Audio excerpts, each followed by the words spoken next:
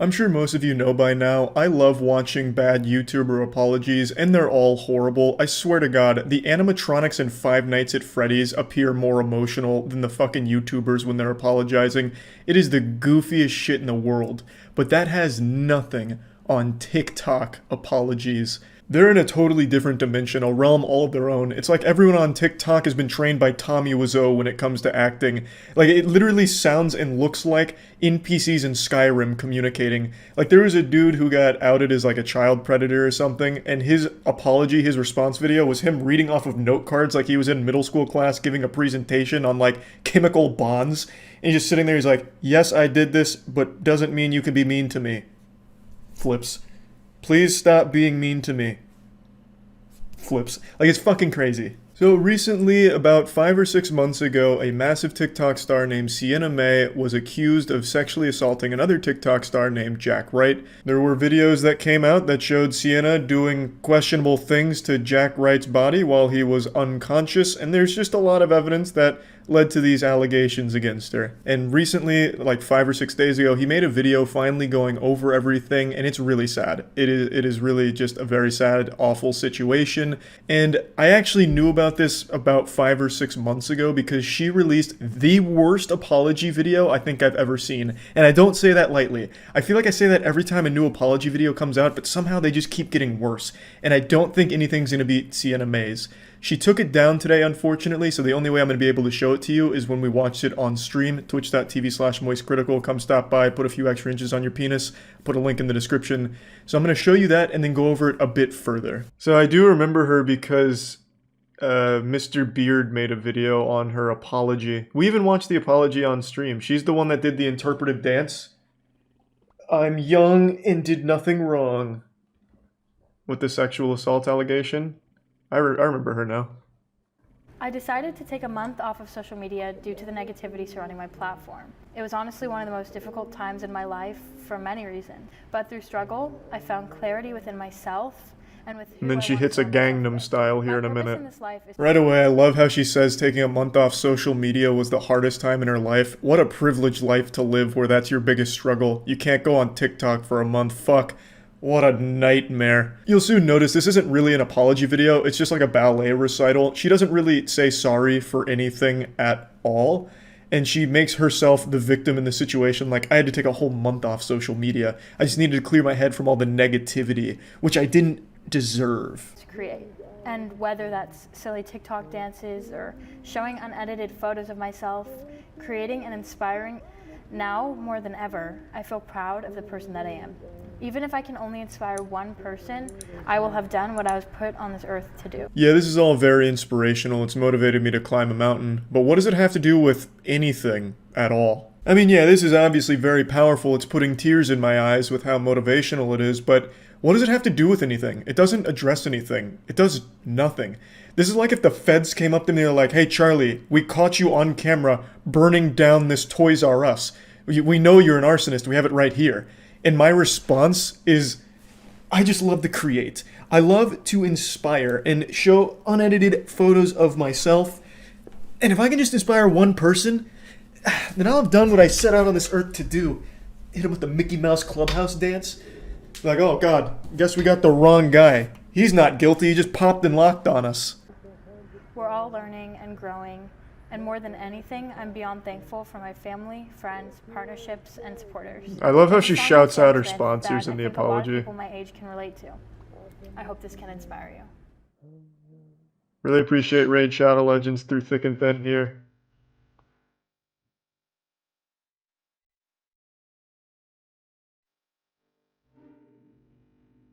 Like, how can you not forgive her after this?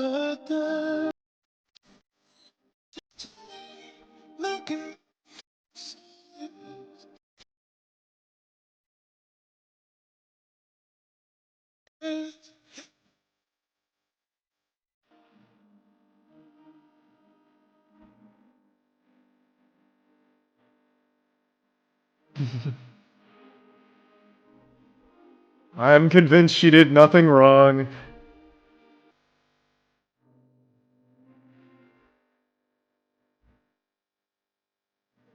I was very inspired. Not a single apology here, making sure to let the sponsors know that she still appreciates them so they don't feel left out here. Overall, I mean, it doesn't get better than that. That is about as good as it gets, I'd say. The song she chose couldn't have been worse, I'd say. Like, the very end is, I did nothing wrong, I'm young, and she's accused of sexual assault. Like, this is probably not the song you'd want to use. Feels really off given the circumstance for why she's doing this. It's really a fucking weird choice. It almost feels like she's rubbing Jack's face in the whole situation. She makes herself the victim and then tries to spin this whole thing as a way of making herself like the hero of the story. Like, I had to take a whole month off social media, but now I'm back to inspire. Now, even beyond this horribly choreographed Broadway dance number, she released a series of videos saying the allegations were false and lies, just outright denying any of it ever happened, despite overwhelming evidence to the contrary. So the whole thing has been just a big, gross mess. But yeah, I mainly just wanted to show you that apology because I think it's going to be a pretty tough one for someone to beat. This was very egotistical, and it wasn't an apology. I don't know why I even keep calling it that. This was her, like, victim blaming and making the whole situation a way of trying to like become more popular from it almost. I don't know. It was just fucking stupid, and I just had to at least show you all this whole situation, and that's about it.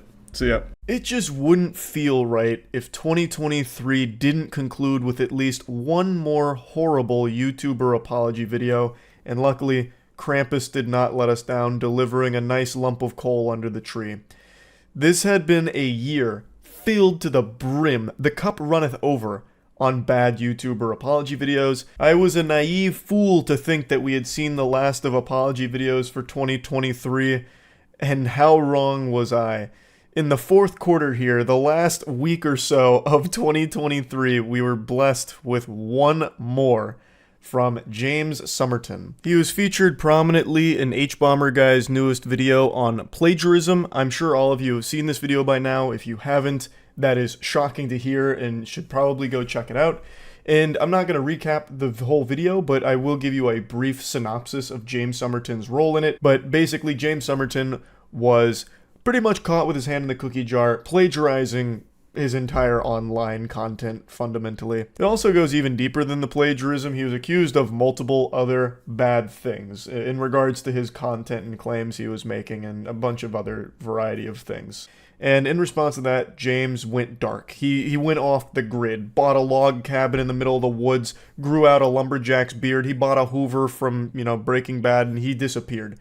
So he went offline, and then a couple days ago, posted a surprise apology video going over all of it, which he deleted a couple hours later when it didn't get the response he was expecting it to. But it's been re-uploaded, and I kind of wanted to cover it a little bit just because it feels right. 2023 had so many of these. We've got to usher in 2024 the right way with an apology video to kick us off getting into the new year. So let's take a peek. Hi everyone. I'm sorry for taking so long to make this video or to say anything. I'm in the hospital.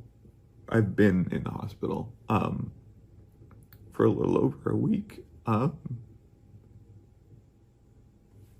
Call me John Madden because I'm going to walk you through the play in this playbook here. It's called Emotional Manipulation. It's a timeless classic.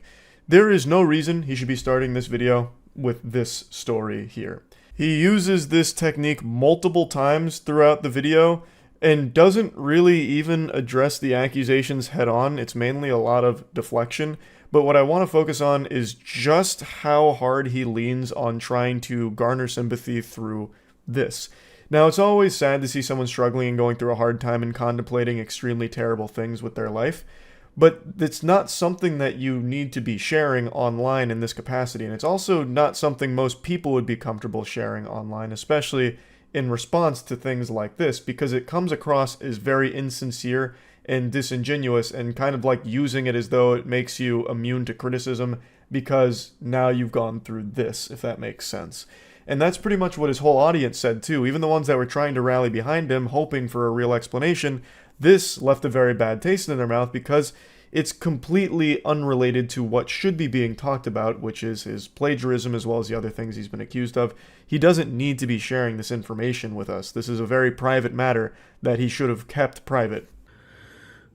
I tried to do something really stupid. I'm really only here now because before I did it, I called my dad to talk to him one more time, and he figured out something was wrong and called paramedics or 911 or... Once again, there is no reason to be telling this extremely personal story to your audience when this is supposed to be a video addressing all of the accusations against your content. It's just the only reason this is here is so that way people can sympathize with him and feel sorry for what he's been going through. And make no mistake, from what he describes here, it's an extremely horrible experience that I wouldn't wish upon my worst enemy. But it has no place in this video. It just comes across as super fucking tone deaf here. Just talk about, if you want to make an apology video or explain your side of things, then do that. And don't go into the private side of what's been happening behind the scenes since the accusations came out. They got here, and I woke up in the hospital, and yeah,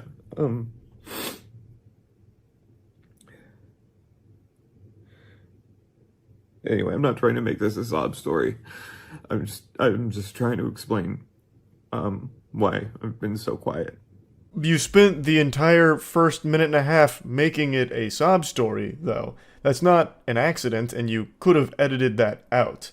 It's here because you wanted it to be here, to start with immediately trying to get the waterworks going with people crying over how awful this experience is before you get into what's supposed to be your side and your apology over everything. It's just textbook emotional manipulation trying to make everyone feel bad for you, even though you were the guilty party who got caught, and this is you trying to talk about that, and you still haven't yet, even though we're already kind of deep into the video.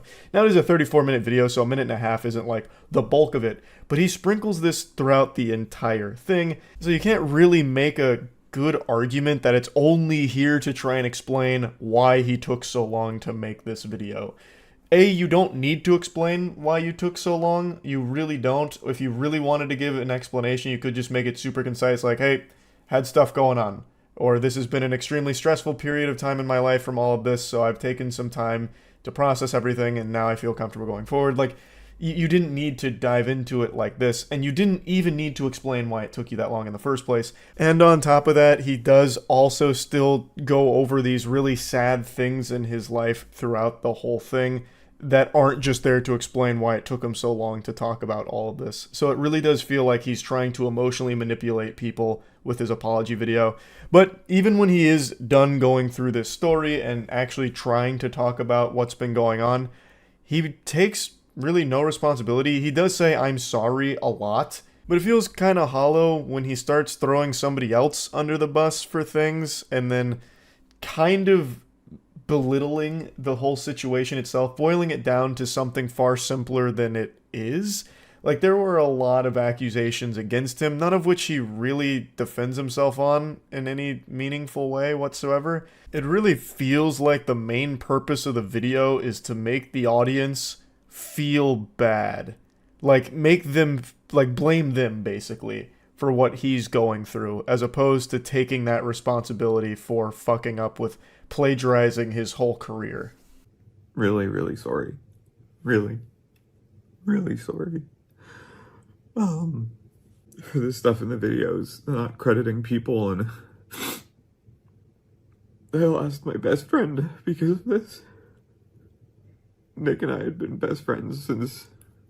I don't think I really need to show you more of the video itself. You get the idea of exactly how this goes for the rest of the 30 minutes of it. It's just a really baffling decision to post this in the first place, and it's something he recognized pretty quickly when he saw the responses coming in, the Yelp reviews. So here's his community post addressing it. Earlier tonight, I uploaded a video apologizing for what I've done, but it's become clear after hearing from several people that I am not in a healthy frame of mind to be posting anything online. I only returned home from the hospital yesterday, so I should have never filmed it. I've deleted the video, but I'm sure it has been downloaded and will be shared by others online. I promise to apologize properly and in detail when I'm more mentally stable. Until then, please know that I am sorry. He understands that this wasn't a good idea, but insists that he is sorry and will return at a later date to make a better apology video. And I have to say, that doesn't seem like a good idea. Like, I don't understand why he's even going to bother trying. There is really nothing that's going to improve for his online career through an apology. His audience isn't going to stick around through it. They were there for his content, and his content was stolen. It was all plagiarized. Like, there's no reason for them to stay, and it's not something he can just move on for and keep pumping out bangers, because no one's going to believe that it's original work or anything that he himself created. So there's nothing he can possibly gain from even making an apology. He should just do something else that's not being a YouTuber, or find a completely different niche on YouTube to try and make it big in. Like, there's just nothing he can really do for the James Somerton brand here. So I don't know why he's going to try and make another apology video later. It just seems kind of silly to even bother. He doesn't have anything that proves him innocent from the claims. He really was kind of, caught pants around the ankle here. It's kind of kaput. Like, it is clear he plagiarized a lot of things, and there's a lot of other accusations on top of that as well from the way he conducted himself and some of the content, like in some of the things he said. And there's really not a whole lot he can do to come back from that and make this big triumphant comeback with an absolute fucking banger apology. That's just not going to happen. So why even do it? Just go do something else, man. Just move on from it. So yeah, I just wanted to cover this a little bit just because it's one more bad apology in 2023. I figured might as well complete the year the only way we know how, with bad YouTuber apologies. Yeehaw. That's about it. So yeah. Okay, let's see the Liver King response. This is, again, a follow-up to the big expose from More Plates, More Dates that revealed in an email that Liver King isn't natty. He was communicating with a coach to get advice on his stack, referring to like the HGH and everything he was cycling. Which is a big deal because Liver King has always defended that he's 100% natural. All you need to do to look like him is follow the 9 ancestral tenets. And he has a ton of companies, claims to make $100 million a year, but it's all based on being able to look like him through natural stuff, which isn't the case. So this is him coming out about it. If I had to spitball a guess, I would imagine Liver King takes this directly. I don't think he's going to try and claim it's all deep faked. He's not going to claim it's reptilians behind the scenes of the puppet master that faked the emails. He strikes me as someone who's going to try and take it head on and just hope that the majority of his audience doesn't care. That's my guess. Primals, I'm making this video to apologize. Because I fucked up.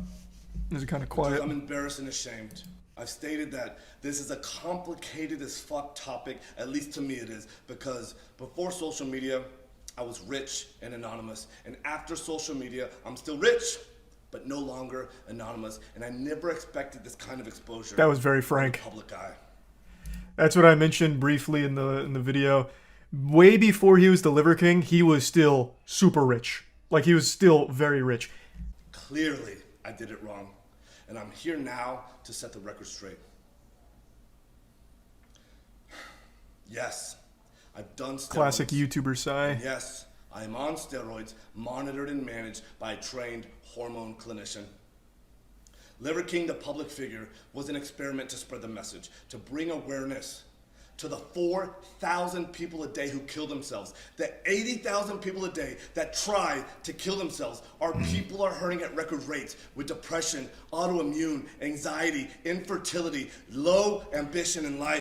This is all very sweet and everything, but you deliver a message and then sell products based around the message, of which you just admitted a large portion of it, your physique, is a lie. Now, if you were just like a motivational speaker or just like a normal YouTuber, Instagram guy who delivers positive messages, that's one thing. You being on steroids and everything, like that's not that big of a deal. But the fact that you constantly defended being natty and sell all these programs based around it, and then aren't actually the result of those things you talk about, is pretty misleading, which he does admit, but spinning it as like this positive thing where I'm only here to try and help all of these people who are struggling isn't super genuine when you're making so much money off them. Like, you could still just be delivering that message for free. They don't need to like pay for it if your main goal is to just deliver a positive message. I appreciate like the very upfront honesty. Like, yep, I am on steroids. He didn't try and tiptoe around it. He just came in there and spread the cheeks wide open and letting us see the filthy truth on it. That's admirable. But this immediate spin about how it's all for the people that are struggling and wanting to kill themselves, that I don't put much stock into when you're making so much money off of these programs. Like, that's clearly not the main goal when you're very much taking as much money for it as you can. Hey, Charles here with a little post-game aftermath reflection. After watching the video, I get the impression this is more of an I'm sorry I got caught situation as opposed to an I'm sorry I did it. I'm still not 100% sure, but after watching it, that's more the vibe I got. I wanted to put this towards the beginning of the video just to get this out there before continuing with the apology video. And I want to also let it be known that this isn't some shocking revelation. No one heard that Liver King was on the juice and was like frantically Googling for the evidence because they couldn't believe it. Like, pretty much anyone with eyes and anyone that knows anything about fitness realized that his body wasn't naturally achievable. Like, Jesus Christ, just look at his abs. They look like Lego blocks. That shit looks like it's made out of titanium. You could hit it with a sledgehammer and it'd probably just break the sledgehammer. Most people could tell that he had more juice in his body than a Snapple factory. It wasn't a naturally achievable body type, but he always defended tooth and nail that he was natty 100% and he'd never touched HGH, steroids, anything of that caliber, but that's just a blatant lie. And when his whole product is being sold based on this physique that he's lying about, it seems exceptionally scummy to me. Just lying to his audience and getting them to buy into things under a false notion. And when asked if I'd ever taken steroids, I've always said no. I don't touch this stuff, not gonna touch this stuff, never touch the stuff. Mm-hmm. That was a lie. Yeah. I've convinced myself that this had nothing to do with the ancestral message. I convinced myself that I'm not a competitive athlete of any kind, so who the fuck am I cheating? You're cheating your audience. I'm still early, so maybe he comes to that realization since he prefaces it by saying, I convinced myself, past tense. But, like, yeah, you're not competing. You're not going to jail for taking steroids, but you're cheating the people that believed in you and believed in the message about looking like you, or at least something comparable. You are cheating them. So I continually dismissed it, and I dug myself into a bigger and deeper hole. True. I have only myself to blame. I did that. That is And true. it was all wrong. I will be better. I will talk about it openly because I believe that there's a time and a place for pharmacological intervention monitored and managed by a trained hormone physician. Nope. The liver... See, like, had his message...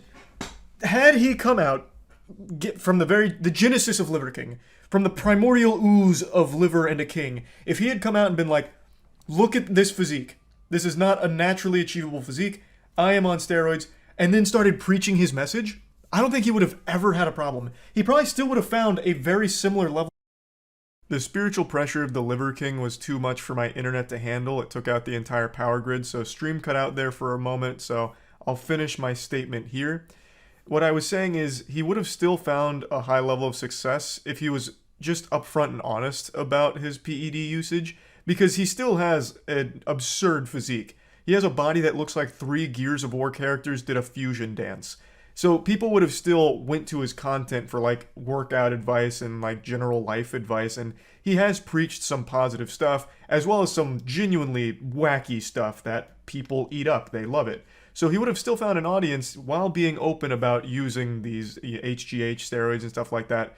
And he wouldn't have had to lie to them and mislead them about what the human body is capable of achieving naturally. But if you're going to say, I'm natural when you're not, and then sell programs under the belief that they too can look like you, that to me just screams like scam. Like knowingly just misleading them. Yeah, I feel like Liver King's just living in the past where everyone was demonized for using PEDs. I feel like in the modern landscape of the fitness industry, like fitness influencers, most of them are super open with PED usage. I think most people know the majority of fitness influencers are on some level of juice, and they're okay with that. Why did I, or why do I do them? Well, it's not a When hard I talk question. about the 85% of the population that suffers from self-esteem issues, that's me. I'm part of that statistic. This is why I fucking work myself to death in the gym. This is why I do 12 to 15 blood-burning workouts a week, just to feel like I'm okay. That have shed light on this complicated as fuck topic. I knew I needed to take this opportunity. I just don't think it's complicated. He's probably being very honest about self-esteem issues. That's very common when it comes to bodybuilding. But it's also not hard to understand why you would take them in his position. He needs to stand out in the fitness industry. Well, how do you stand out in the fitness industry? You need to carve out a niche. Well, with so many fitness influencers out there, it's a saturated market. What niche? How about something primal? Something like very old school. Paleo diet was huge, so why not something even harder in that realm? And I'm going to really need to look super special to stand out. So you turn to enhancements like HGH and everything. It's a pretty easily understandable reasoning for taking it. Of course, self-esteem probably does play into it because body dysmorphia is so common with fitness. But I think probably the main driver, especially with the emails, makes it sound like it was a manufactured idea from the get-go. I need to get super jacked. I need to be super stand-out-ish. So I need these pretty impressive stack to do that for my business. Seems more like a business decision. But of course, I do imagine he's being honest that there is a self-esteem element to that. But it absolutely, undeniably, was the main reason his brand was so popular. I am as sorry as a man can be. And all I can do is take extreme ownership right now, be better, and lead myself to a better life as a better human. Again, thank you to everyone for the support, the criticism, the love, the hate, and above all else, the loyalty. Liver King. I do think he's minimizing the magnitude of misleading people when you run a business like this, because you're selling them a false idea and you continue to lie about it. I think that's a much bigger issue than he's letting on, or maybe he doesn't realize how scummy that is. But overall, it seemed like he accepted responsibility for all of his lying, which is a good start. He didn't try and put that blame elsewhere. He didn't really try and deflect it. He downplayed that quite a bit, but it wasn't a horrible apology by any means. You think he's going to keep using it, or will he quit? And what's your guess on how much muscle he'll lose? He's not going to stop using it.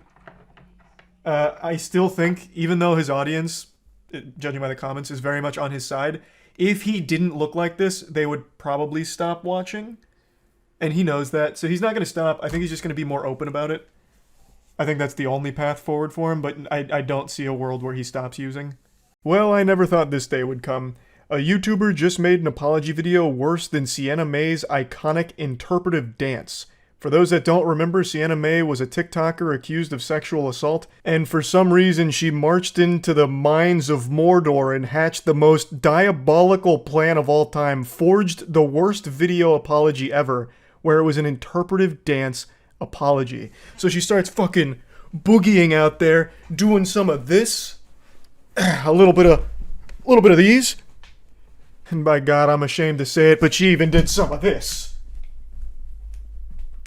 Just kind of downplaying the entire situation. And keep in mind, it was sexual assault accusations that also had a video as well. So there was a ton of evidence, and she still just tried to do like an apology interpretive dance. I did not think there would ever come a time that someone makes a worse response than that. But hooey, how wrong I was.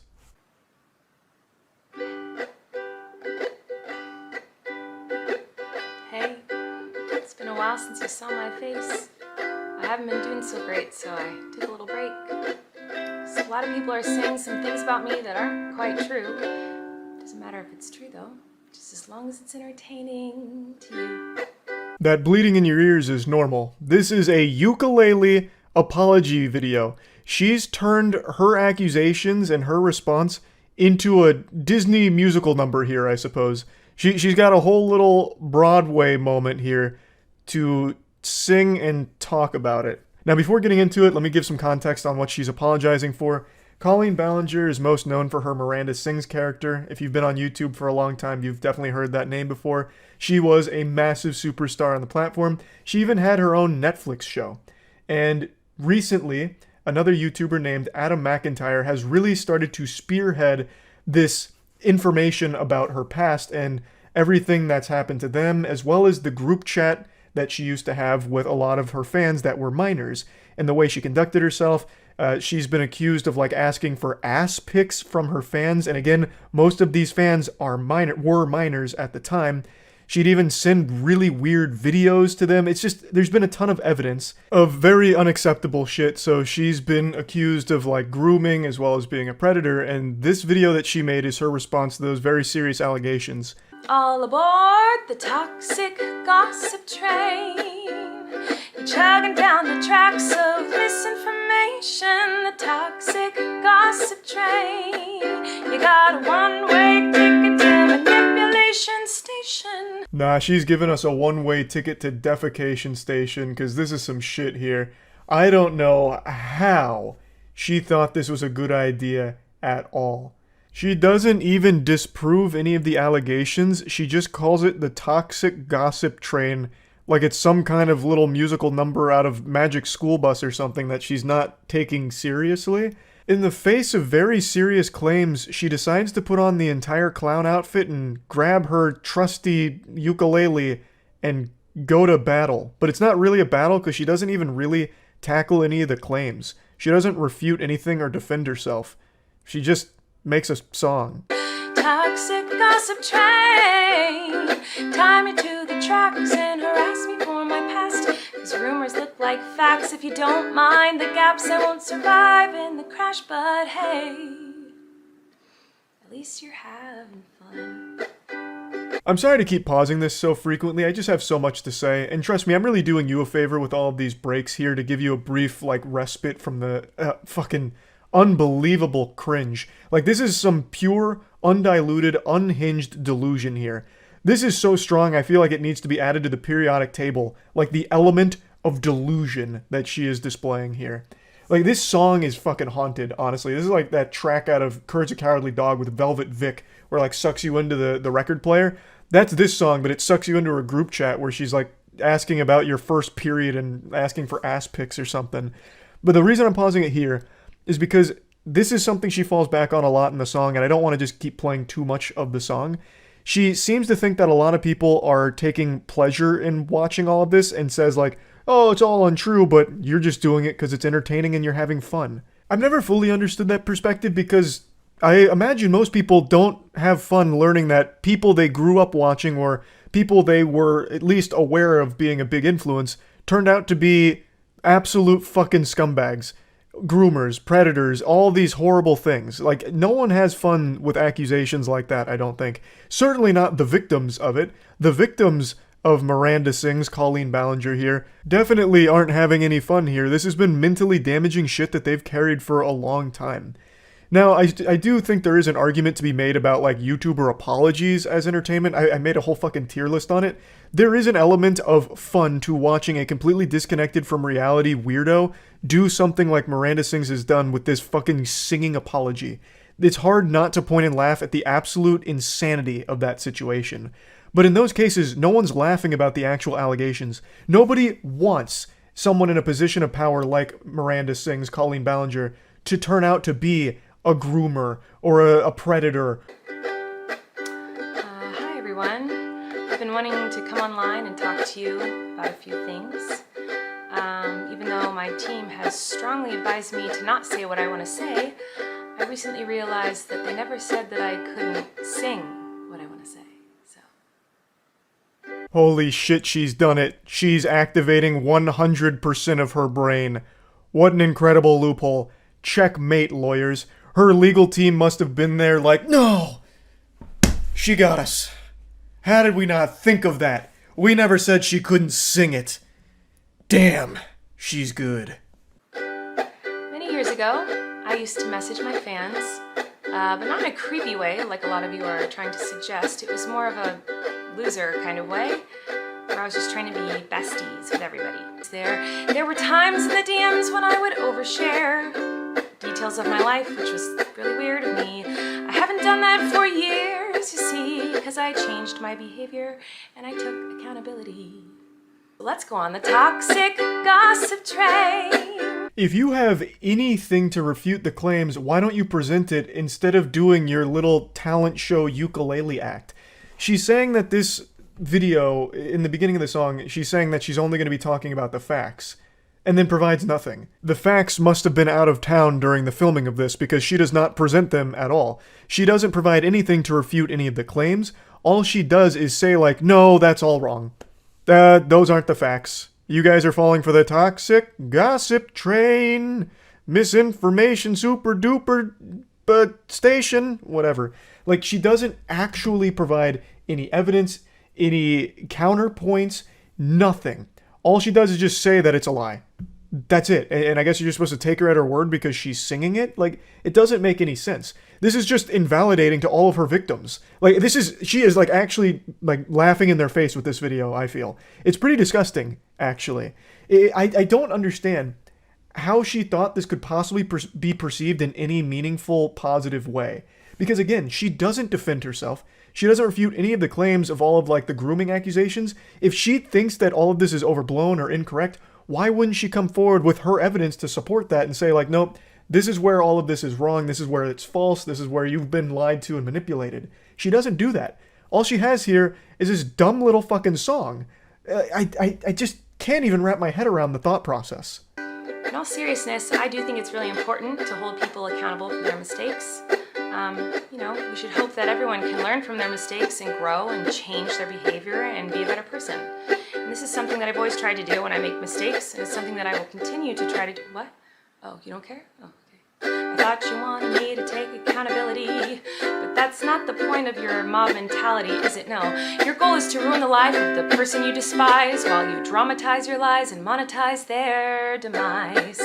Once again, this is just like shitting on the victims that have come forward. There are tons and tons of messages as well as videos, like just an overwhelming amount of evidence that's all pretty damning on Colleen Ballinger's behavior from these group chats, as well as just a lot of other things over the years. And in the song, she just reduces that to, it was just a weird loser sending cringe. It was just a goofball doing loser weird stuff. And then still has the audacity to sing about how she's taking accountability? What the fuck? That's the opposite of accountability. You're minimizing, downplaying the very real harm you caused to your underage fans through these group chats, these interactions, and all the shit that you said and sent. That's not taking accountability. You are literally doing the exact opposite by saying, like, it's really not that big of a deal, it's just kind of weird, that's all. And then she goes in to just say about, like, this is just directly shitting on the victims. She goes then into the next part saying that the reason there's a mob mentality is because they're coming forward with all of these lies to monetize her demise because they don't like her. Well, Colleen Ballinger, let's supersize the McDonald's fries here. You're fucking insane. What are you talking about? How could you even, like, actually put this out there? I don't know how she could not only write this song, perform this song, and this is definitely not her first take, so go through this song multiple times, edit it, and then post this without realizing just how... I don't even know the right word. It's like almost downright evil she comes across. Because again, this is like spitting in the face of all the victims that have come forward with a ton of evidence against her, saying it's not a big deal, they're wrong, they're just doing it for clout. It's so sickening. Yeah. I feel like I can already hear the comments on this video. She's gaslighting, manipulating. Oh, she's a narcissist and a rat.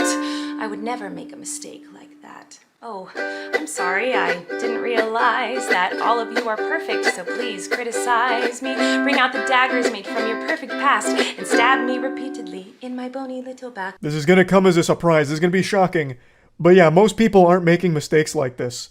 This isn't one of those like whoops-a-daisy mistakes that everyone makes in their life. Most normal people are going to go through their life without ever doing anything close to what you're accused of doing. Talking sexually with minors in a group chat, sending used underwear to kids. The list goes on, and she beats this point home about like how she's just made like a little mistake here and it doesn't make her a bad person. But this is, again, one of those mistakes that like actually does make you a bad person. This isn't like a little mistake.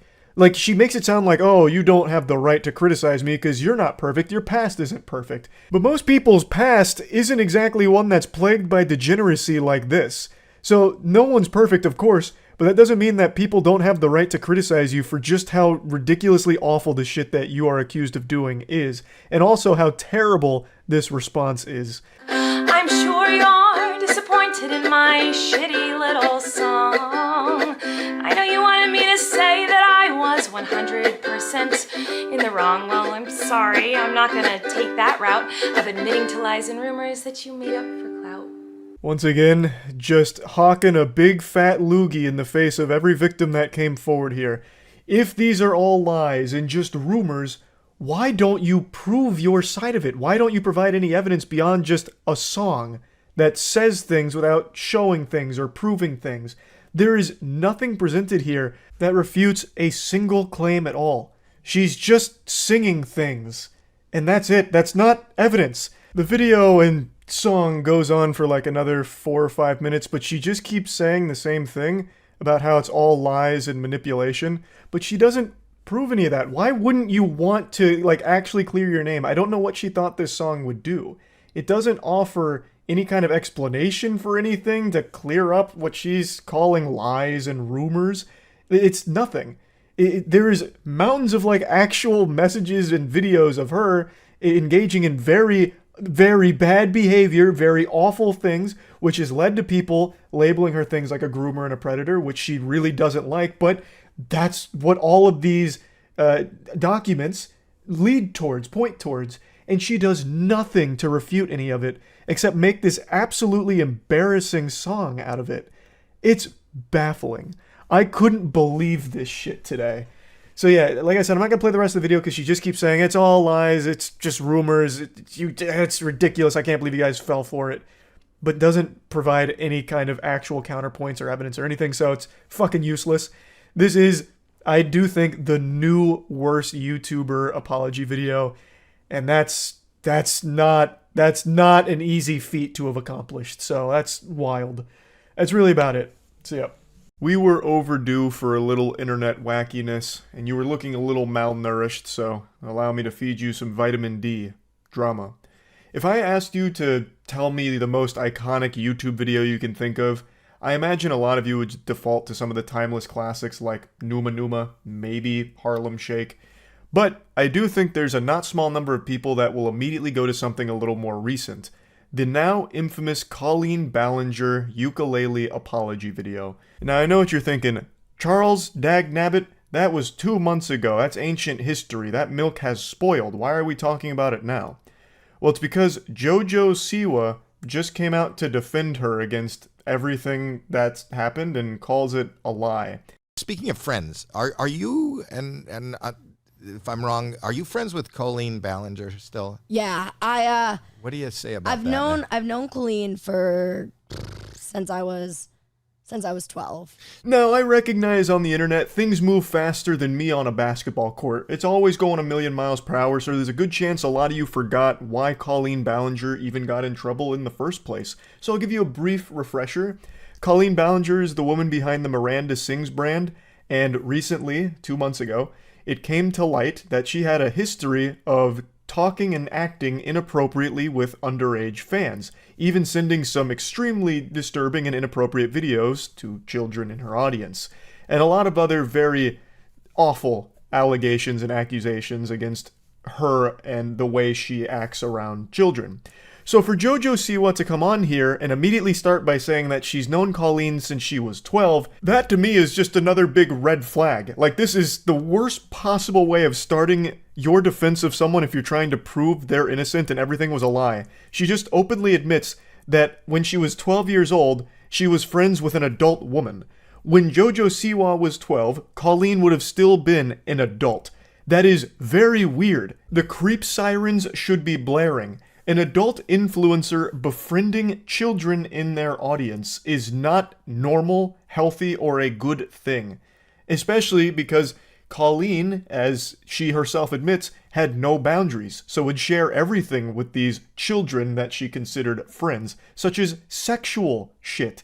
It was very, very not good. And here's JoJo just confirming that, hey, I was one of those 12-year-olds that was friends with this adult woman. I would imagine if you're friends with her, you kind of met her when you were young. I was 12 when I met her. And she's always been nothing but kind to me. Her family, nothing but kind to me. The internet can take a lie and run so far with it, so far that it's to the point where you just can't do anything about it. What lie? Can you point it out and set the record straight? What fib has Hulkmania run wild with? Because in this statement, in this exact same sentence here, you just confirmed one of the big accusations about the adult woman, Colleen Ballinger, befriending children. And there's a bunch of videos and messages that have all come out with things she would send to these children, and it's not good. Are those the lies? Is that all fake? Just deep fakes and all of the messages and victims aren't real? They're paid actors pretending? I would love to know what it is here. Now, full disclosure, I'm not super familiar with JoJo Siwa. It's a name I've heard a lot. I know she's a huge child celebrity. So if I may pose a thought experiment here, do you think it's possible that Colleen Ballinger was extremely nice to you and her family extremely nice to you, JoJo, because you were already a celebrity? So she knew if she was creepy and weird and saying sexual things to you, that could be a big deal because you had an audience and a platform that could call to light these awful actions. So perhaps she gave you special treatment because if she did do all of the degenerate shit she was doing with the other children she befriended, there was a chance that you could cause a lot of problems for her by revealing it publicly. But I could be totally off my rocker here, lost my marbles. At the end of the day, it's just a theory, a game theory. Just something to marinate up here in the old noodle to think on. But regardless, an adult influencer befriending a child fan is weird. Full stop. That is still just a weird thing to do. And I've had that happen to me. And I know Colleen very, very, very well. And I think the work that Colleen has done for the internet is incredible. I think her creativity is incredible. Miranda Sings is a character, is a comedian. Comedian is a word we're using very loosey-goosey here, but even still, there's not exactly anything side-splitting, gut-busting hilarious about an adult sending sexual videos and messages to kids in a group chat. That's not exactly a top 10 ha-ha laughs moment. That's just fucking gross. So you can't really just excuse it at all as she's playing a character, just being a comedian. It doesn't really work here. And once again, you should not know Colleen Ballinger very, very well. You were a child. You were 12 years old. You should not know intricate details about this adult influencer's life who is a stranger to you. You're not related or anything. You shouldn't have been friends to begin with. That in and of itself, I believe, is a problem. And I think that it's very hard to be a character where people are also looking at you as you're a real human behind that character. And I think being a comedian is very hard because you were able to do things years ago that were okay. And now that we've grown and we've matured, we've realized that they're not okay. You know what I mean? In and of itself, that statement's not entirely wrong. Of course, things were different 15 years ago on the internet. Some of the videos then have not aged well and would be very differently in terms of their perception today. But I don't recall there ever being a time in the internet's history where it was looked at in a positive light with an adult sending sexual shit to children. That's never really been something that's been written off as just comedy. So this is kind of a nothing statement here, and by no means does this defend her at all or prove her innocence. You said that the internet ran with a lie, But now, instead of trying to prove that it's a lie, you're just saying, things were different a while ago, and now that we've matured, things aren't okay like that anymore. It's like, well, what the fuck are you actually even trying to say with this? I don't think JoJo herself knows. She just doesn't want to accept that someone that she was close with was actually just not a good person, I think. But you, as somebody who's been in the public eye for a long time, Yes. do you think that it is appropriate to communicate openly with everybody that reaches out to you? No, I don't think that communicating with fans is, you got to be careful to not And that's what I'm saying, to like- not blur a friend-fan line. It's very tough. Howie seems to get it, and it doesn't seem like he wants to ruffle any feathers here, so he's being as light with this as possible, tiptoeing around it a bit. But he recognizes that perhaps we should be calling attention to the obvious elephant in the room, that adults in a position like Colleen Ballinger was probably shouldn't be openly communicating with child fans like this. And I also want to point out that Howie Mandel, anytime I think about him in the modern age, I immediately just think back to that TikTok video he posted like a year ago, where he had a picture of this dude whose entire asshole fell out of his anus, and Howie was in the corner with a selfie saying, "Hey guys, this just happened to my buddy Eric. Do any of you know if this is COVID related? Is this a symptom? Let me know in the comments." Dude just dropped a fresh 2022 Goatsy, a brand new prolapse out of nowhere, and it had me giggling. So anytime I see him, I immediately just, in my mind's eye, picture that picture with Howie's face next to it. I don't know if that's how his show is, like if he has that kind of content on his show. I imagine not, because I don't think JoJo Siwa would agree to be on like an explicit show like that, since she is a like child star and makes exclusively family-friendly content, I believe. So I don't think that's how his show goes, but I just want to point out, like, if it is, what a crazy collaboration for JoJo Siwa to go on that kind of show. That'd be like fucking Hellraiser collabing with Fortnite for a skin. And I'm just saying this as a parent again. You said you started communicating with her when you were 12. Yes. Do you want to be But a you parent? guys were in the same industry. So we were too. in the like, same- You guys were making videos and stuff together. So right? we actually met. I'm just going to summarize the story JoJo tells here. It's about how her and Colleen Ballinger met. Basically, when Dance Moms was airing, which JoJo was a star of, I suppose, they didn't get invited to a party. Colleen Ballinger caught wind of it, saw that they were upset that they weren't invited, tried to make it up to them, and they all got dinner. Colleen was telling me that night about YouTube and how her whole family did it and how it was awesome, and she vlogs her life. And that night is when I went home and I made my YouTube channel and decided that that was going to be my career, essentially. And That's a wonderful, sweet, appropriate story. yes. I think Howie's right. This story isn't alarming. They got dinner. It wasn't just Colleen and JoJo, it was others as well. And Colleen was talking about YouTube as a platform and ended up inspiring JoJo Siwa to start her own YouTube channel. That's not concerning. What is concerning is staying in constant communication with this adult that allegedly had no boundaries with the children that she would frequently communicate with. That's not normal, and that's not okay. How is it for you now being her friend and reading some of what we read? Do you think it's all a lie? Do you think it's like, have you talked to her? There have been a lot of people on the internet who have gotten hit with this cancellation. And a lot of them I know, some of them I don't know. Only like 3 minutes ago, you did point blank say, lie. You did drop the hard L on that one. You did say lie. But now you're kind of backpedaling it a little bit here, so it's not as aggressive. She's now going through the cancel culture spiel, and the way she talks about it makes it sound like it's some type of infection, like a virus. We've seen this type of cancellation a million times in the lab. It's a particularly insidious one, unfortunate for Colleen Ballinger.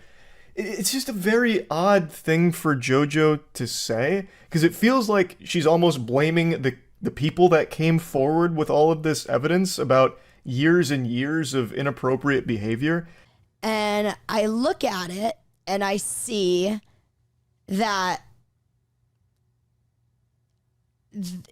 this is a sensitive subject. Somebody who is affected by any sort of anything having to do with adults, and I mean, for real grooming it's a very sensitive thing. You must have really young people reaching out to you now. Howie threw her a life raft right there. He put the water wingies on her because she was drowning, trying to somehow spin some kind of explanation for why she thinks this is all a bunch of baloney. Like, she's calling dirty barnacles on this whole thing. She said that, you know, the internet ran with a lie, and she's saying cancel culture and all of that, but she's not really expanding on that in any meaningful way.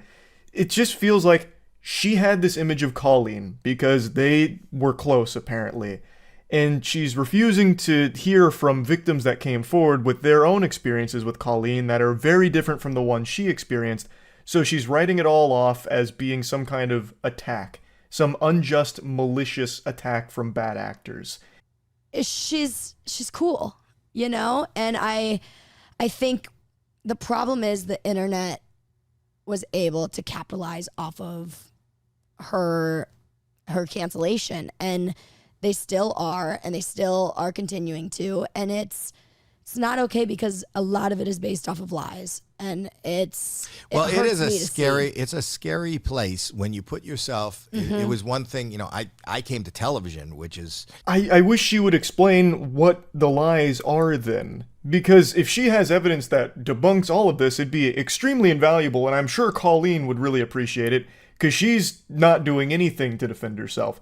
That ukulele apology video offered nothing. She was too focused on delivering a Billboard topping track, a fucking Grammy award-winning toxic gossip train jingle that would distract people, I guess. Like, they'd be too focused on the heater of a song that she delivers that they'll forget all about the accusations and behavior and all of that.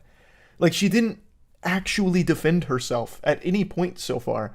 When, if she's innocent, if all of these things truly are lies like you say they are, she should want to.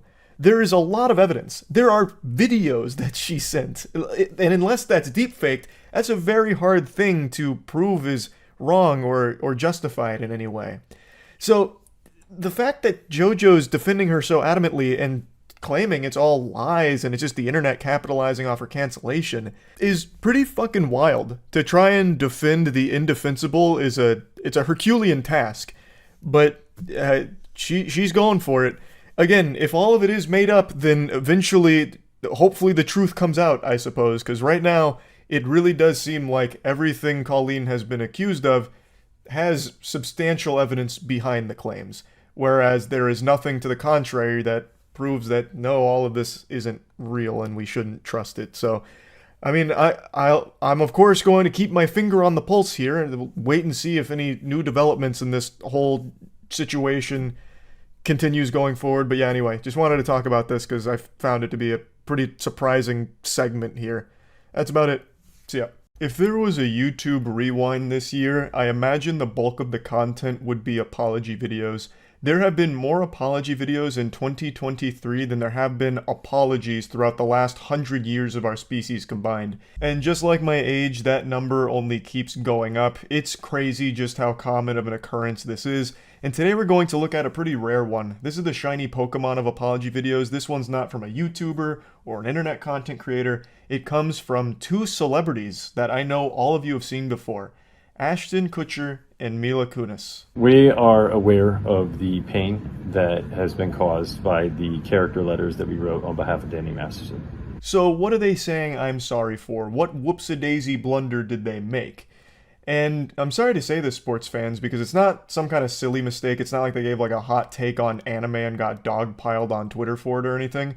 What they did is actually pretty deplorable. They, as well as many others, were requested to write letters to a judge in regards to the Danny Masterson rape case.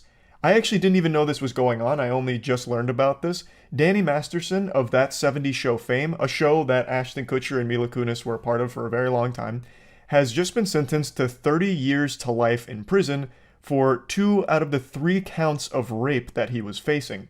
Danny Masterson was arrested in 2020, and this trial's actually had a lot of developments to it that I was just completely unaware of, but it's concluded now for the most part, and he was found guilty for 2 out of the 3 counts of rape that he was facing. And then it came out that Ashton Kutcher, Mila Kunis, and about 50 other people wrote letters to the judge of the sexual assault trial to just say nice things about Danny Masterson. I guess the idea was to try and hype him up as like, look at all these positive experiences we had with Danny Masterson. Inside Danny, there are 2 demons, a rapist and an incredible actor with a bright smile that could light up a room. And it's important that we don't overlook that second one. Let's focus on all these great experiences we had with Danny Masterson that we knew. You know, Mr. Hyde was a bad guy, but Dr. Jekyll, he was great. So, like, I guess the idea here was to try and get the judge to be a little bit more lenient or something, like to try and help Danny's case by just saying nice things about the Danny they knew. So an excerpt from Ashton Kutcher's letter says, Danny takes his job seriously. He is kind, courteous, and hardworking. He treated everyone from the grips to the Teamsters to the actors to the caterers as equals. As a role model, Danny has consistently been an excellent one. A great role model to rapists, maybe. What the fuck is this? This is just an absolutely evil thing to say about somebody like this. What? How delusional can you be? He took his job seriously. He even said good work to one of the caterers. I'd never seen such a saint on the That 70s Show set. To look at a caterer and actually engage in small talk blew my mind. I'd never seen anyone so sweet. He was truly a benevolent angel. A great role model if you just ignore all of the rape stuff. Like, holy shit. What in the world? What in tarnation? And Mila Kunis called him an amazing friend, confidant, and above all, an outstanding older brother figure. His genuine concern for those around him and his commitment to leading by example make him an outstanding role model and friend. Yucky. Yucky. An older brother figure, and still, she's echoing the same thing, a great role model. He just got convicted of rape, and it's not like this is a case with like a lot of holes in it and it was like some kind of fishy investigation or something. Like this is a pretty cut and dry case. The only reason it took 3 years is because there is a lot of interesting stuff that may or may not have been going on with Scientology being involved. I don't like to even mention that word because that's a very scary thing to even bring up. Mentioning Scientology is like mentioning Voldemort in the real world. But perhaps there were, you know, a few Tom Riddle diary exchanges that led to some shady shit going on throughout this case, at least from what I've read so far.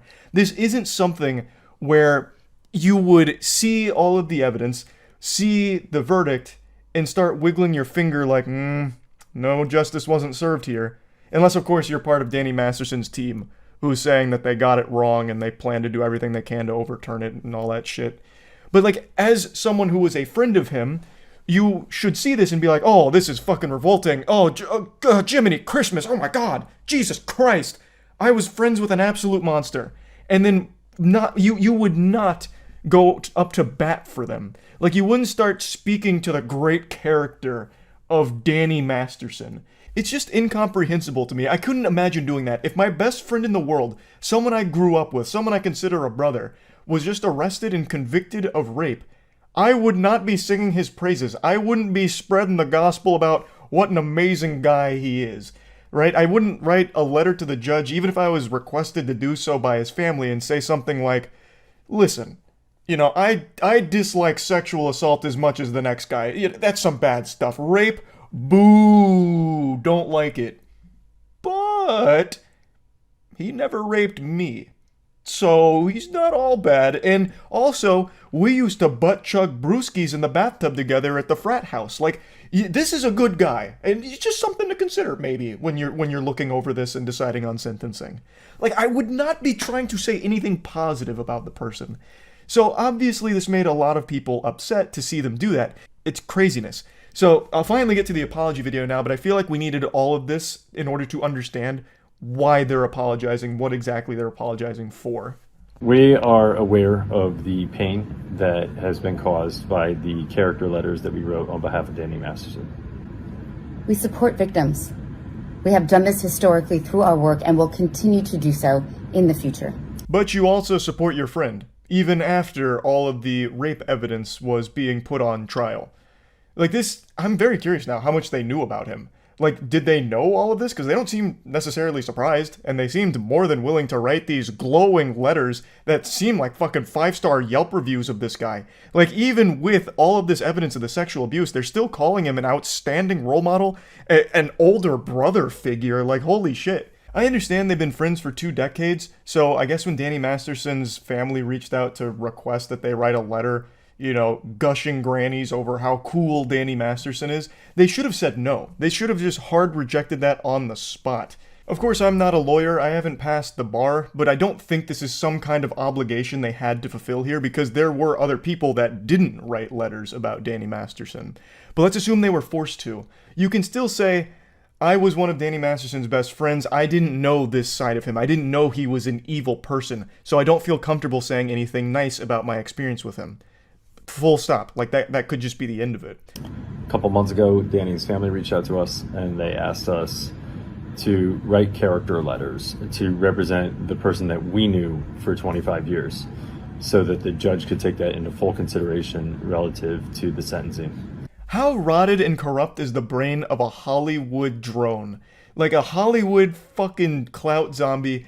I can't even begin to try and process how their noodles work. How can you just say that so nonchalant, like it's not a big deal and not just fucking diabolical? They knowingly wrote these character letters to give the judge a full understanding of the situation to consider when giving his sentencing to Danny Masterson. So they knew that this was going to be used to try and get lighter sentencing for a man who committed heinous crimes. How do you sleep at night like that? Like after doing that? I don't get it. Like, a lot of people wrote letters, of course, it's not just these two, but these two are the most public figures about it. But I imagine they called anyone that ever even crossed Danny Masterson's path, like, hey, it's me, Tim Clifford. I was Danny Masterson's 3rd grade math buddy. We played together on the kickball squad, and he was a superstar. One of the finest kickball players the East Coast had ever seen. Thanks for reading. And the judge would be there, scratching his chin. I didn't consider that he might have been very good at kickball. Maybe we shouldn't be so harsh on him. Like, I understand it's not just these two. Like, everyone wrote these letters, and I guess they all understood that it was supposed to help Danny Masterson maybe get a lighter sentence. I just don't know how you can do that. Like, in good conscience, it makes no sense to me. You shouldn't want a convicted rapist to get a lighter sentence for the crimes. The letters were not written to question the legitimacy of the judicial system or the validity of the jury's ruling. They were intended for the judge to read. And not to undermine the testimony of the victims or re-traumatize them in any way. We would never want to do that. Hey guys, we were just being super evil behind closed doors, and it's a real shame you guys had to see this side of us. We were hoping you weren't going to notice. This was really meant for the judge's eyes only. We don't want to re-traumatize victims. We just want to make sure the person that victimized them gets the lightest sentence possible for the crimes. And I like how they immediately go into an argument no one's making, like, our letters weren't meant to undermine the legitimacy of the claims. I don't think anyone's claiming they were. Your letters are there to serve as a way of trying to help your friend get a less long, less severe sentence for some absolutely evil shit they did. Which is very bad. It's still horrible. And we're sorry if that has taken place. Our heart goes out to every single person who's ever been a victim of sexual assault, sexual abuse, or rape. Man, unfortunately, they didn't even do the apology video classic cliche of saying thank you before signing off. You didn't even thank us for watching the apology video? Are you serious? Do you have no manners at all? But yeah, you care so much about the victims of these horrible things, and yet for some reason, a person who was actively engaging in these crimes, you decided to write really nice things about to try and help them. That's really weird. It's hard to believe you now, after all of this. It's just a fucked up situation. Danny Masterson is getting justice, which is the most important thing. But how the fuck could so many people around him willingly just write nice letters about him to try and actively help him in this case? It just doesn't make any sense to me. So yeah, that's really about it. So yeah. When you think of an apology video, you probably picture some stinky, goofy YouTuber petting their dog and fake crying, just trying to appear remorseful, and it's always just embarrassing, looking like some shit out of South Park where they're like tweaking on their nipples and saying, I'm sorry. Because for a long time, YouTubers have had a monopoly on shitty apology videos. Until today. Travis Scott, the famous rapper most known for his McDonald's meal, the Travis Scott Burger, has proven himself to be an innovator not only in avoidable concert-related deaths, but also in shitty apology videos. He posted his own bad apology video on Instagram today, and I thought it's only fair that we look at it. Now, I'm sure you already know, but Travis Scott was addressing the tragedy that happened at his concert Astroworld the night before, where 8 people died and 300 others were injured. This was due to a lot of factors, but the main one being crowd crush. Crowd crush is when a huge crowd of people occupies a small space and everyone gets too close together and inadvertently starts pushing on each other, which suffocates people in the middle. They die from asphyxiation. Crowd crush is an agonizing and horrible death, which unfortunately 8 people suffered yesterday at his concert. I made a video going over this, and since then there's been a few people that went to my Twitch streams just to say Travis Scott did nothing wrong and bears no responsibility and called me a cuck. And I swear to God, if I have to read one of those brainlet takes one more time, I'm gonna go sicko mode. I will say again, while Travis Scott wasn't responsible for the conditions that caused the horrible crowd management and the crowd crushing, he had ample opportunity to pause the concert or stop the show altogether. People were saying Travis Scott didn't know what was going on, so had no reason to stop the concert. So I guess they just think Travis Scott is the dumbest man on the planet who performs with his eyes closed. I don't know. Because if you just look at the pictures taken from the stage or some of the video from the stage, you can literally just see an ambulance going across the crowd because there's ambulances at all times throughout the concert because people were dropping over unconscious, literally dropping like flies. You were statistically more likely to die at the Travis Scott concert than you were shark attack, lightning strike, fucking driving in a destruction derby. Like, it was a lot of people falling unconscious and an ambulance pretty much at all times in the crowd. And the crowd, of course, dancing on top of the ambulance, all of which was visible from the stage. And also the crowd was begging the organizers as well as screaming at Travis to stop the concert. But even still, let's assume all of that. Travis didn't see the ambulance. He didn't see or hear anyone begging him to stop the concert. There is a clip that I mentioned in my video where Travis Scott literally tells security to get one of the unconscious bodies out of there. He noticed that one of the guys was fallen unconscious or something. He asked security to get him out. Security is crowd surfing the guy's body out of the venue as Travis Scott is watching and singing at the body, literally giving it a walk-off song. Travis Scott knew people were falling unconscious, as evident from that one clip alone, and he still chose not to pause, take a break, or stop the concert. He bears a lot of responsibility, and Travis Scott has stopped concerts before for much less. There's a very popular clip that's now floating around where Travis Scott crowd surfed and got his shoes taken, and he stopped the concert on the spot to spit on the guy that took his shoes and tell the crowd to beat his ass. So Travis Scott has stopped concerts for his shoes, but doesn't stop it for the loss of life. So he values shoes more than people's lives, I guess, more than his fans' lives. That's the impression I get. Travis Scott bears responsibility, accept it, stop defending him, stop huffing that copium. Now with that being said, let's check out his apology video. I just want to send out prayers to the ones that was lost last night. We're actually working right now to identify the families so we can help assist them through this tough time. You know, my fans really mean the world to me, and I always just really want to leave them with a positive experience. Man, you can tell this clip is serious because he put the black and white filter on it. Fuck. You can tell it's really getting to him. This whole apology video looks like he was just woken up out of a deep slumber and forced to make this by, like, his lawyer or something. Like, hey, get the fuck out of bed, we need you to make an apology video. And he's like still sleepy. He's like, oh fuck, okay. Hey guys, sorry. And then he's like rubbing his face really hard, hoping to get 1 or 2 tears to come out, but they just won't fall. He can't get the tears flowing. It seems more like he's annoyed than sad. Like, this is how I react when my dog takes a shit on the carpet. It's like, ugh, fuck, it's on the carpet, which means I'm gonna need to use like nature's miracle or something to get it off, and it's gonna be a big mess. Oh Jesus.